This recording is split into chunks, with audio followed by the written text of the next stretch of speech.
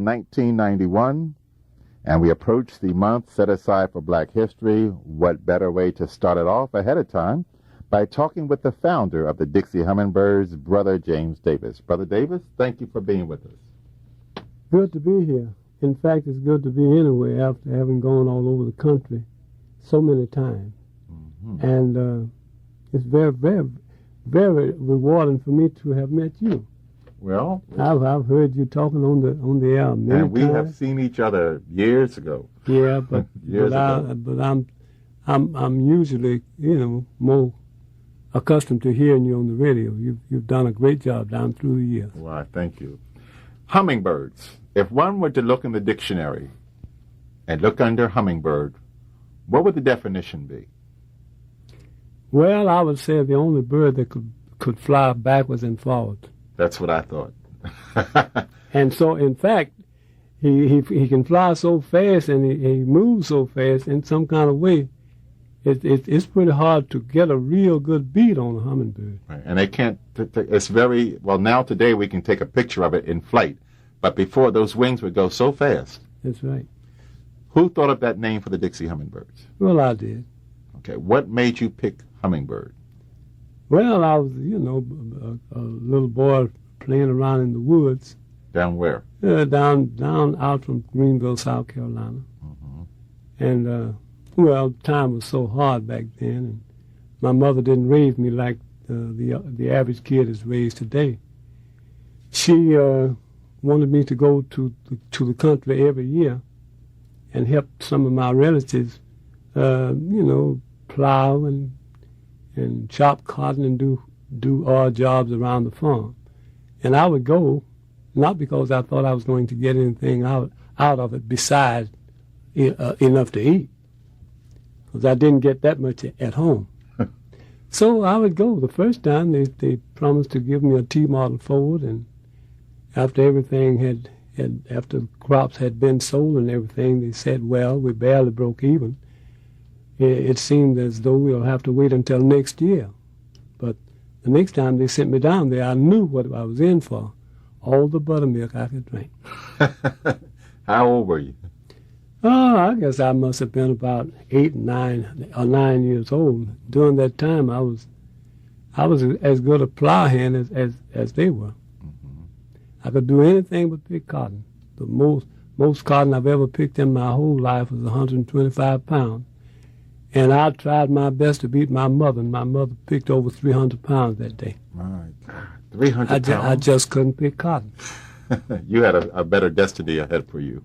Well, I hadn't seen it, Things were so tough back then until I was looking forward to anything that I thought would work. How did this music come into your life? Well, as a little boy about 4 years old, my daddy was a great musician. My mother sang on the choir, so I wanted to do what they were doing. And I started off doing little recitations on the program. Finally, I started trying to sing. So one of my cousins decided that I had a real good tenor voice, and he asked me to join the group. And I joined the group. And was this a family group? No, this was just a church group. Church group, yeah, okay. Yeah, church group in Greenville, South Carolina. And we practiced, I guess, about 4 months.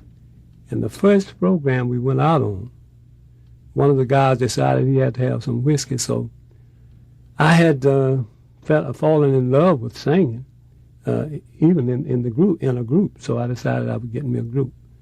So I got my little friends together, not knowing that we would ever really make anything out of it.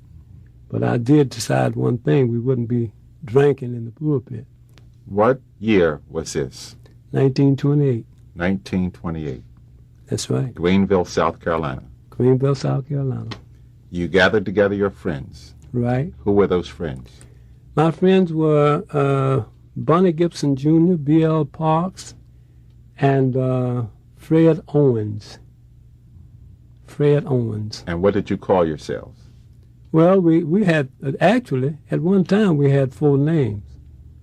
Four names? We were called the Dixie Hummingbirds. Well, I said 4 names because we were into during that time we were into singing on the choir, on different choirs. We were singing on 2 choirs, singing in 1 glee club, and we were calling ourselves the Church of God Junior Quartet. Because each and church you were named the juniors. Every quartet that got started named juniors from the church. But Dixie Hummingbirds we were using. In other words, we acquired all those names. Mm-hmm. But when the chips were down, back then you didn't have no guitar or anything to. It was a cappella music. It was strictly a cappella, and you had to have a sense of pitch in your head. And the young man that I had picked for a lead singer had a wonderful voice, and he was some kind of good if he could get pitch right. Mm-hmm. So after we decided we were going to try to make a living out singing, out of singing, we decided that since he was the only one in the group that had a job, we had to go out and find someone else to take his place. So I started trying to take the lead part, but the lead was actually too low for me. But we finally, after a few years, we finally ran into Tucker about 10 years later, actually. So then we're talking 1938. Yeah. Okay. And then Tucker came in 38. Yeah. Now before but when he came in as a tenor singer. Okay, but before he came there, it was just the 4 of you? Just the 4 of us, but other guys in and out. Okay. Every once in a while, say one setup we got, we had to get another guy named Criswell, and went off somewhere. I think it was Athens, Georgia. It was Athens, Georgia, and one of the deacons asked us, did we want a little lift? So I wanted to know what did it mean. He said, well, a little strong drink to kind of lift your spirits. We said, no, we don't drink. And this guy that we had acquired, he was a great bass singer. But he just watched the guy like a hawk watching a chicken. I told the gang, we're going to have to get rid of this one. He can't make it. So we did a lot of changing, from bass singer to bass singer, this and that, just kept changing. So finally we got a hold of a boy called Jimmy Bryant. Jimmy Bryant was the first one. And during that time we had Jimmy Bryant, High Pocket, and B.L. Parks and myself. So we did pretty good there for quite a little while. Who did you have to pattern yourself after? Now, you were very young. You were down in South Carolina. Who did you see during that time that made you want to sing gospel? Well, actually, what made us really want to sing gospel was not a group. We were out in West Virginia, and we thought we were pretty good, on harmonizing and everything. Mm-hmm. People Where'd you get your songs us. from? What kind of songs were you singing? Well, no, we were singing mostly Negro spirituals at the time. Okay. We turned gospel singers after we acquired Tucker. Okay. We were out in West Virginia, and some of the people said, we love you boys, you all are nice, but there is something missing. You don't, there's something about it, but we don't know. As far as harmony, you're great. You're great. So Tucker, myself, and the other guys started to go out on the highway, out away from everybody, and start practicing hollering as loud as we could in tune. And that's how we came to sing gospel. Now, and by the time we got our little act together and came to New York, we took New York by storm.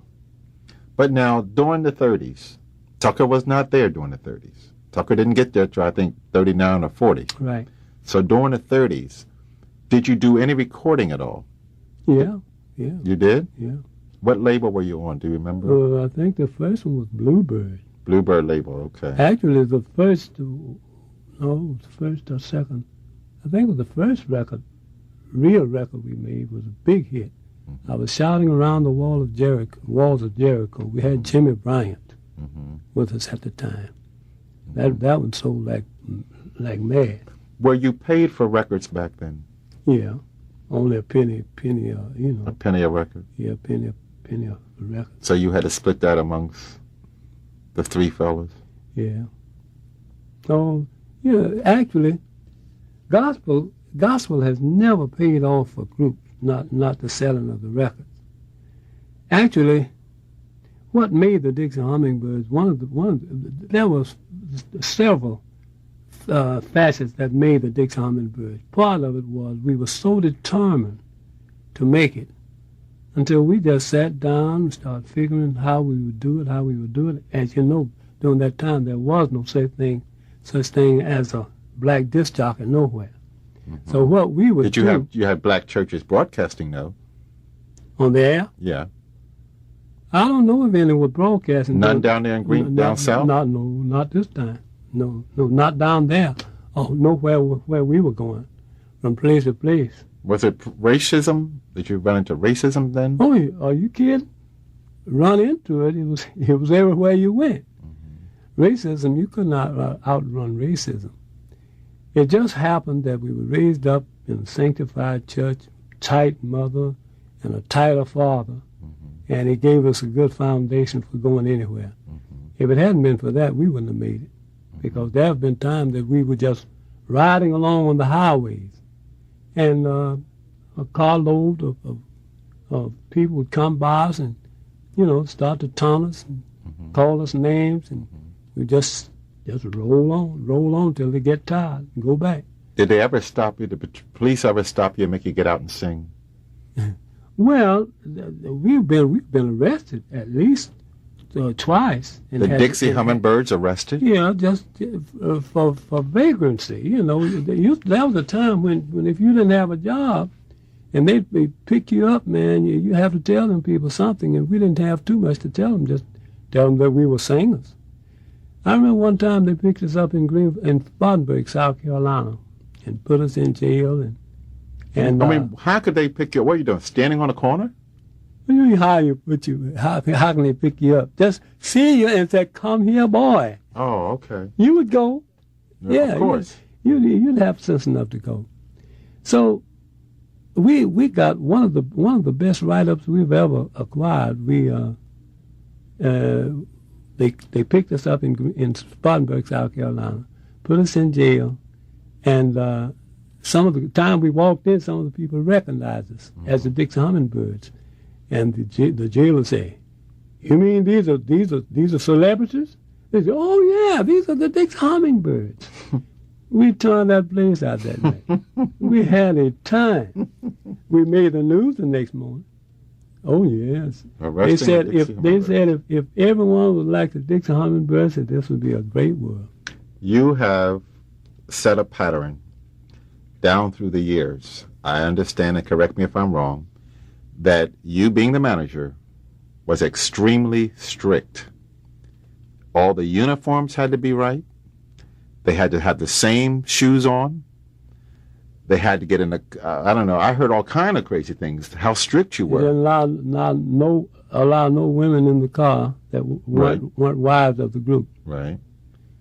And there were a lot of things, In other words, did you look to see if the shoes were shine, or if they just had on the matching shoes? Well, we would tease him. We would tease a guy if he didn't get his shoes shine right. But we've had quite a life. Well, you're most respected. No one has ever heard scandal on the Dixie Hummingbirds. As you said, there was no running around. They finished singing, they shook hands or whatever, got in the automobile, and they drove off. Well, I'll say this. If it weren't for the fact that we were trying so hard to build a real good reputation, we could have killed all the groups because we were out there long enough. Yes. I will say that. So we get Ira Tucker comes in the 40s. Right. You go out in the fields and you start hollering, get your lungs ready so that you can change your style of singing. Yeah.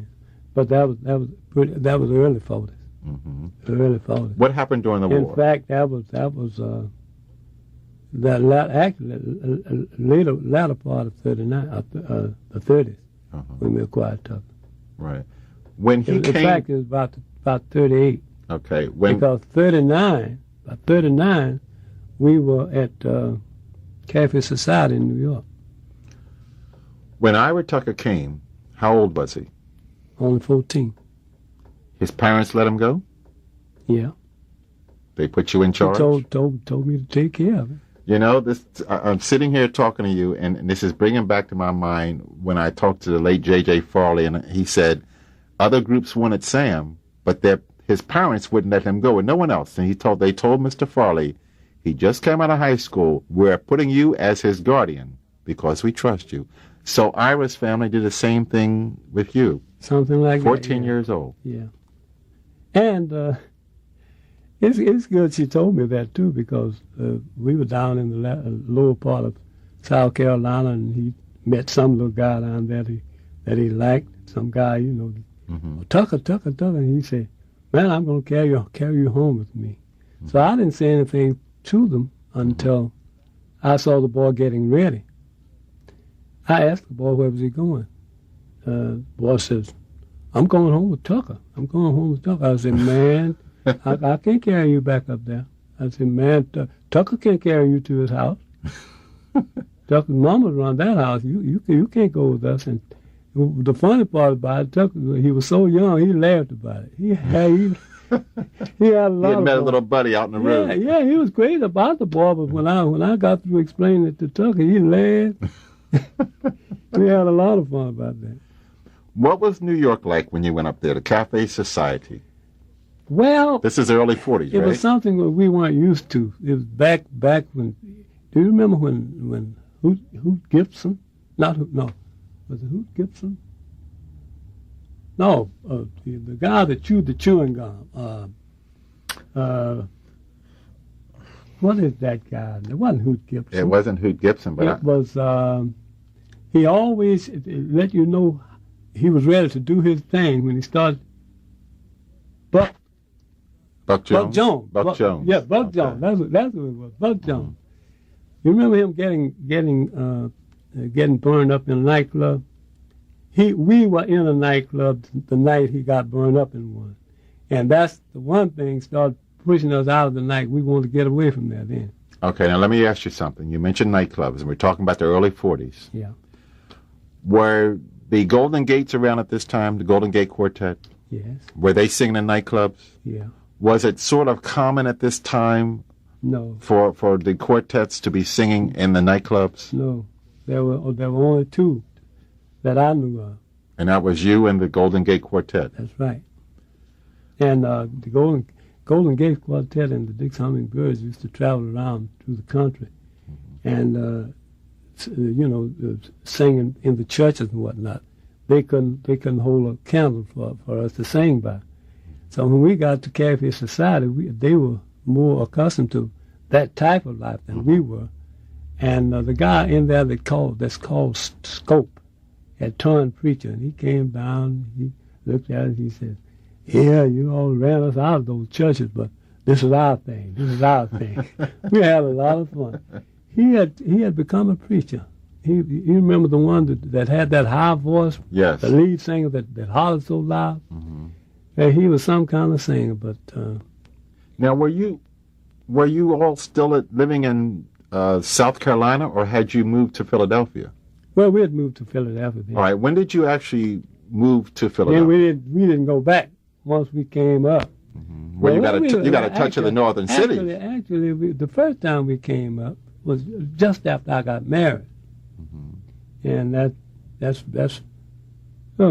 52 years ago. Came up and stayed just a little while. As a group? As a group. I married and stayed with my wife one night, took off and was gone 3 months.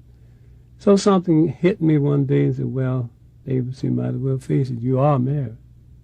So I went back, and that was the only time the group has ever broken up for about a month or two. When you moved to Philadelphia, what year was that? Man, listen, I'd have to put on my thinking cap, man. That's been so long. But you said you came up here to visit, to sing. before you moved up here, you actually, when you were still living down in South Carolina. Who invited you up here? How did they find out about you? We were just trying to, we were experimenting. What, you get in the car and just say, let's drive here, let's drive there? We were really experimenting. But that's not the worst part about it. The worst part about it, after getting out there and trying so hard to make it, and, you know, everyone was nice. They were nice to us and everything. But we decided that our best bet was get our little game together. We sat down and came up with the idea of doing, we call it campaigning. We go to a 50,000 watt station and sustain on that station about 18 months, and then go to another 50,000 watt station in another locality. Say, for instance, WCAU. We sustained over that station just about 18 months. But now, how did you get on these stations? You just didn't walk in there and say, can we sing on your station? During that time, you didn't just, you had to make harmony. If they didn't think you could make harmony, you just didn't sing. So in other words, they would let you have an audition right there in the studio, because at that time, didn't they actually broadcast live sometime? They would put a microphone in the studio and you just stood around there and sang? Yeah, but first. Did you have a sponsor? No. First, you had to make them think that you were interested, and had to make them think that you could sing. We broadcast over WPTF in Raleigh, North Carolina. That's another 50,000 watt station. Almost 2 years. Every Sunday morning? Well, see, way we would work it. If we had a job, had 2 or 3 programs to do that Sunday, we would make a tape. And they would play it. We had it fixed. In other words, we would work from Boston all the way to Florida, and from Florida down to Texas and to California. And we got us a route. We've been going all the way. We've been taking this route, especially the one to Florida and down around New Orleans. We've been taking that route, at least 40 years. Every year. My gang's gone now. All right, your first tour, the first tour with the Dixie Hummingbirds with Ira Tucker, that first tour, do you remember that one? Yeah. That would have been in about 1943, 42? No. During the war, when the war broke out, where were you all at? No, well, Tuck was with us long enough to have made a song just about the time. Is that the song I played for you today? No, it's Our Boys Are Wading Blood and Water, trying to come home. Really? Yeah. Well, actually, our first tour with Tucker was to West Virginia. We were befriended by a white fellow there that, well, he really liked us. Were you living here then, or down? No. You were still in South Carolina? We were in South Carolina. We didn't come up here. In other words, we came up here, went back south, and stayed down there a long while before we came back. Then when we came back the next time, we stayed. All right, what year? I'm trying to find out, what year do you think you actually... was it after the war? After 1945? No, that was before the war. All right, where were you at when Pearl Harbor? In 41. Where were we? Were you in the service? No, we were busy working for Uncle Sam during that time. We were taking up, we were doing better. We were doing Uncle Sam. We were doing Uncle Sam more good staying out singing than we would have been had we been there. So you all were singing? Yeah. Oh, okay. Man, we sang on a program at the Waldorf Astoria in New York. Really? Where one guy would pay as high as $5,000 for a fifth of whiskey. Now, we're talking 1941 now. Yeah, I know that. But what I'm saying, we were doing this for the war effort. Oh, I see. You know what we got out of that? The money was raised and given to them. We got $25 out of it. You know I can't forget that one. We own more money than we've ever seen. Now, you were married at this time, right? Oh, yeah. We only got $25. You think about that. But that's because you're giving your money to your country. Since you didn't go over and serve, well, you were sending your money over there. Well, in a sense. But it did keep most of us. Only 2 of us went to the service. And Did you find replacements while they were gone? Oh, yeah. That's how I got Beecher. Beecher took Bonnie Parks' place, B.L. Parks' place. And we all are crazy about the group. And as you know, I've been out of the group myself this is going on my 7th year. And there is no way I would have gotten out of the group had I not felt like it was time for me to get out, because that was my baby, But everything works for the good for those who love the Lord. In fact, I guess everything worked for the best anyway. When you look at it from all angles, the Lord took care of us a long time out there. Now, during the 40s, you were living here in Philadelphia. Yeah. Did you stay much in Philadelphia, singing-wise, at the different churches around here? No, we've always had a route. After we got our little game together, we had us a route, just like every year. All right. What time? Now, when would you leave? What month would you take off for the road? Our first tour would be, we would leave home, say like January the 2nd, and be down there at least by January the 4th. Be down where? Florida. Go all the way down. Start down on the low end. And we would be down there singing in daytime, fishing in daytime, and singing at night. Now we were crazy about that, and we'd work our way all over Florida. Excuse me, and we take off down in Louisiana, Mississippi, all around, and often we would go to California. Oh, Tucker has driven to California about 8 or 10 times himself. What kind of car did you have? By himself. Oh, what kind of car did we have? Were you all in one big limousine? Well, during that time, Tuck would have a car of his own. He would drive his own car? For the longest kind of time, Tuck. And then you all would be in another car? That's right. What was that reason? I don't know. When you see Tuck, you see some fishing gear. He jump out anywhere and go fishing. It was just one of those things. And I was talking with Tucker one day, and he says, I tell you what, I just love to, when I get there, go fishing or whatever, relax. I said, well, how do you do that? He said, well, I don't sleep much, so I just go. And if I want to fish, I'll go catch me some fish, catch him some fish and send them to his kids. Sometimes he hired me to help him fish. Oh, man, we've had some time. He would hire you to help him? Yeah. We've had some times out there on that road, man.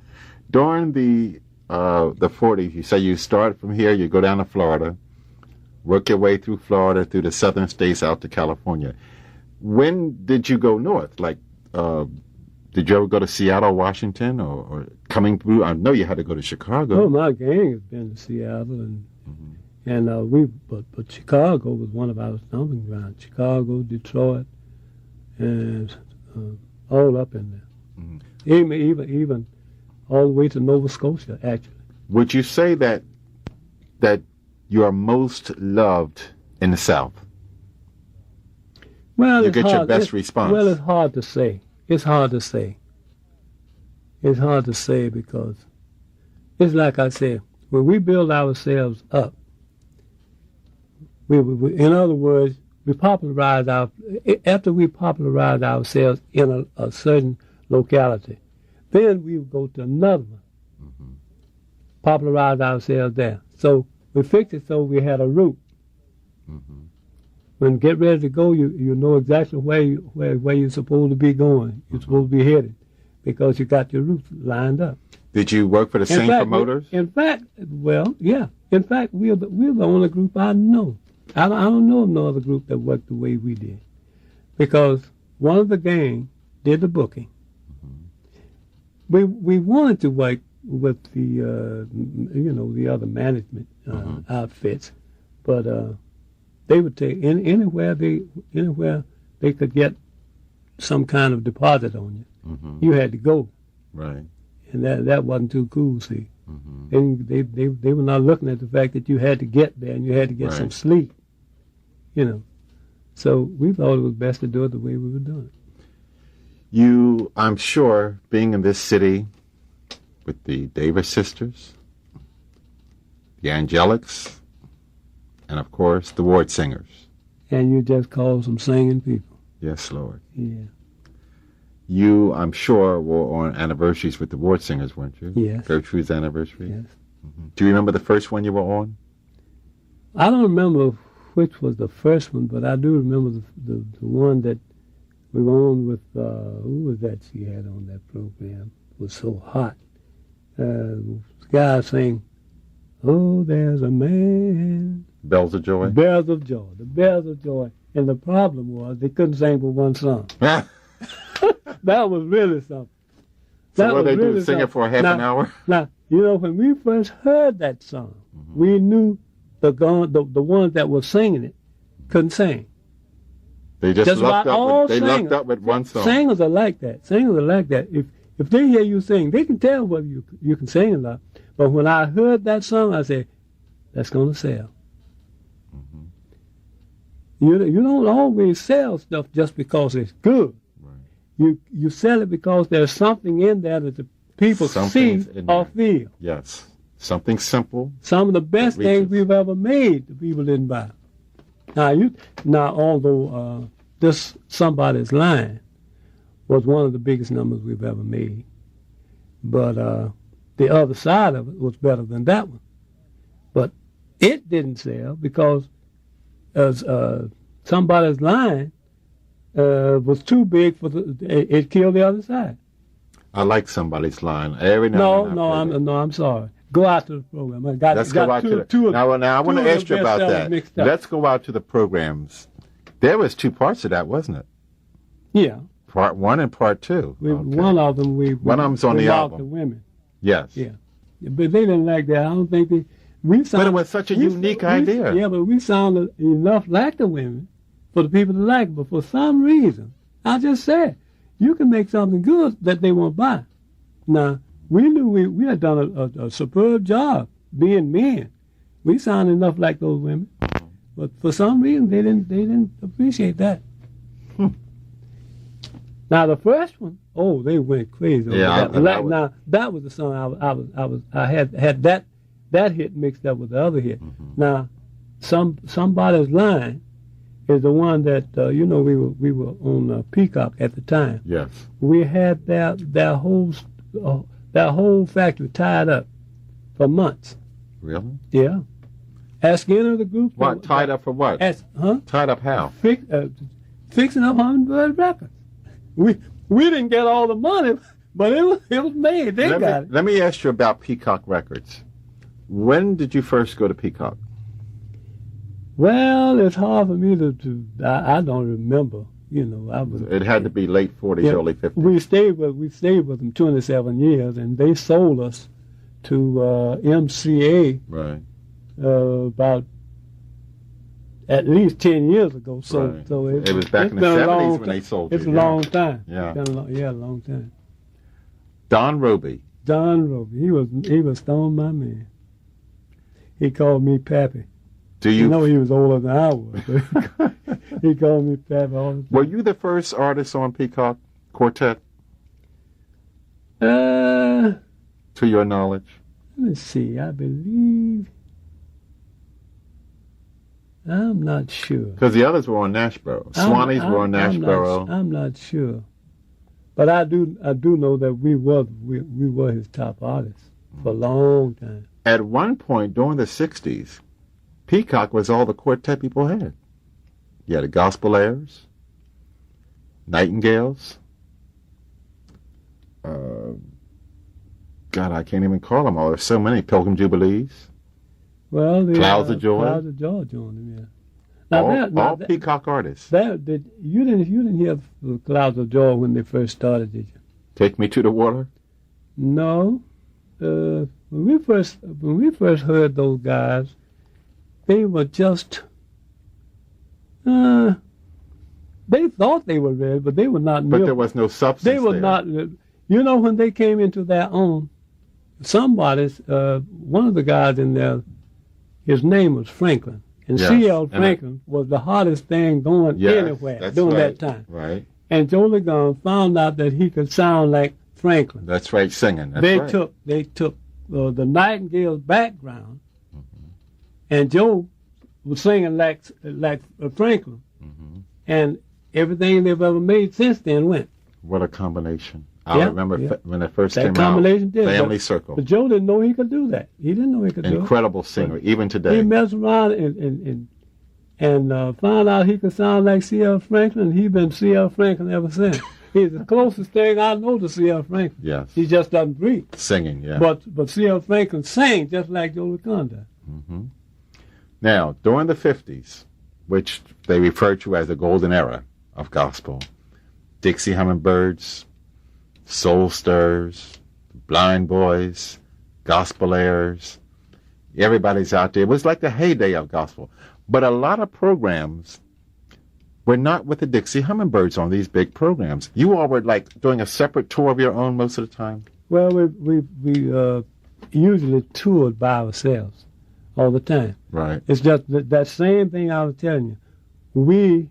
After we got this route, every year we were like the long lost brothers, sons, whatever. You never got a chance to Had see the come other? home. See, now J.J. Foley said he met you in 51 in New York. Yeah, we ran into those guys ever so often. I remember Brother Farley and who else was that? The Pilgrim Travelers. Mm-hmm. We were all down in Birmingham. And I remember Brother Farley came to me and he said, why don't we just, the first group they called, just do a couple of numbers. The next group get up and do a couple of numbers. The next group do a couple of numbers. And then the next round, we shoot with both barrels. I said, okay. They were thinking that probably we would be called first, but we weren't called first. In other words, You're the one that got up there saying everything they knew. I talked about those jokers that night. in other words, what he was trying to do was, let me try to get this straight. Make sure I didn't raise too much sand that first go round. That's what it was about. So don't sing too much to Yeah. get in the house. Just because two. That's two numbers, you know. Now, I've been done like that twice. And I mean, they laughed about that thing, but it wasn't funny to me. But they knew I was honest enough. If I said, we'll do it, that's what we were going to do. Those guys saying everything they knew, man, before they... And then when I spoke to them about it, he said, you must think I'm crazy. I'm going to get this house warmed up and telling you, no way. Oh, we had a lot of fun, all right.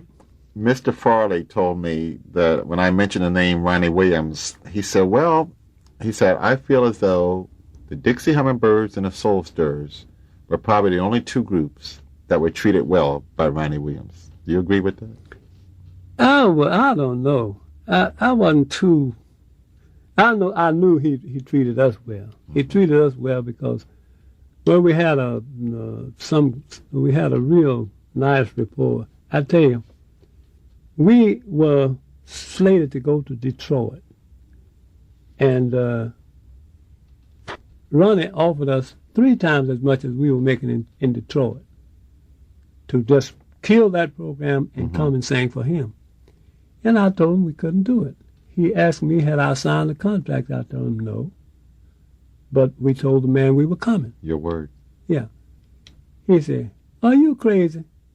I said, no, we're not crazy, but we mean to be out here as long as we want to. When we tell a guy we're coming, if we tell him we'll come for $1, we'll do it.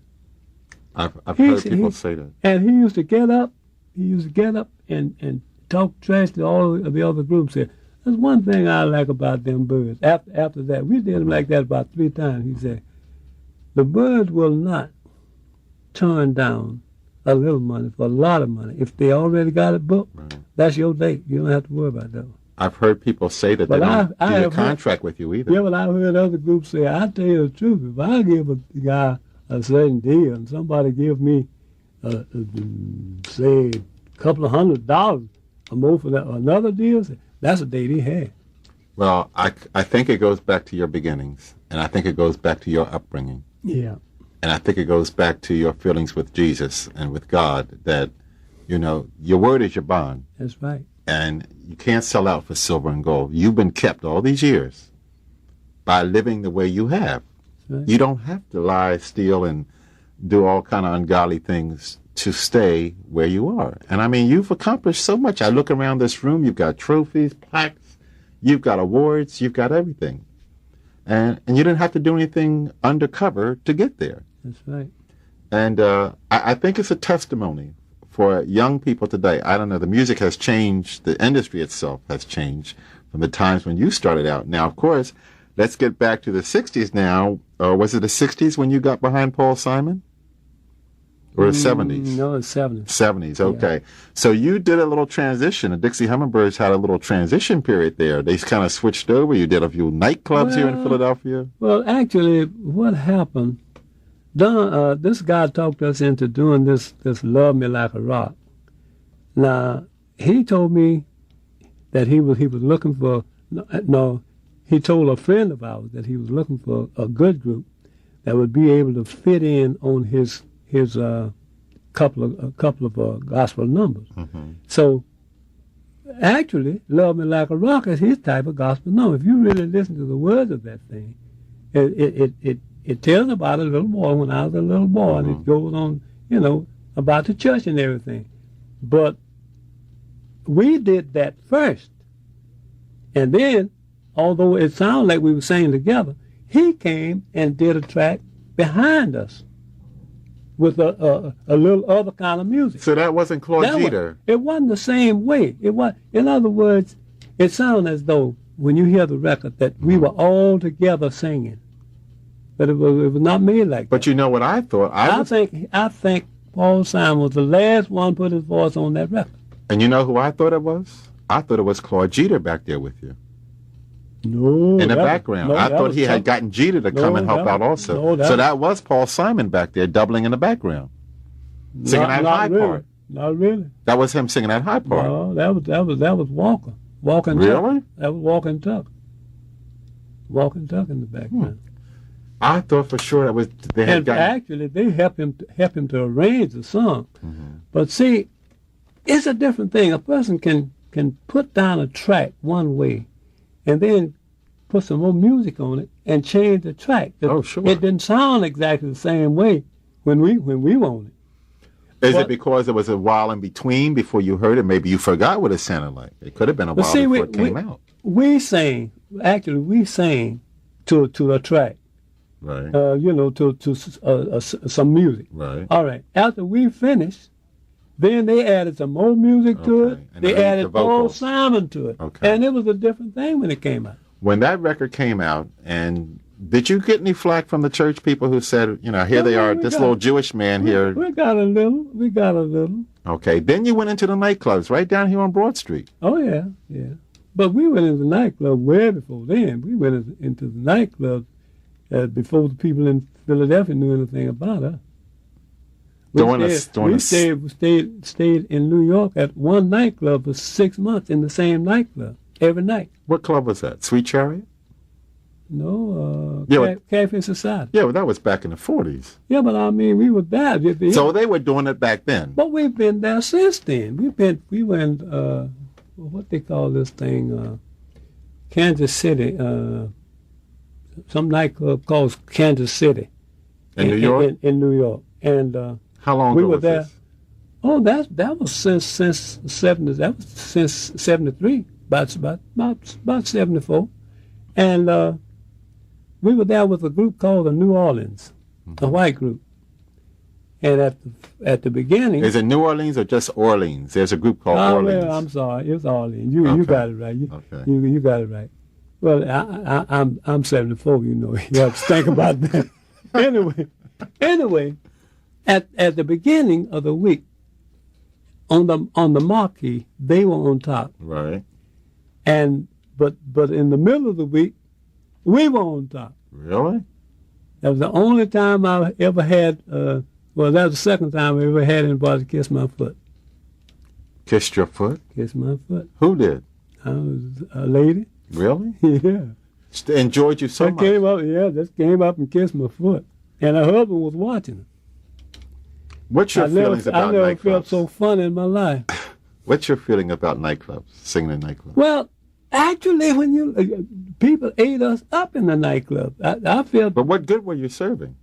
What Do you feel that you were serving a good or just entertaining?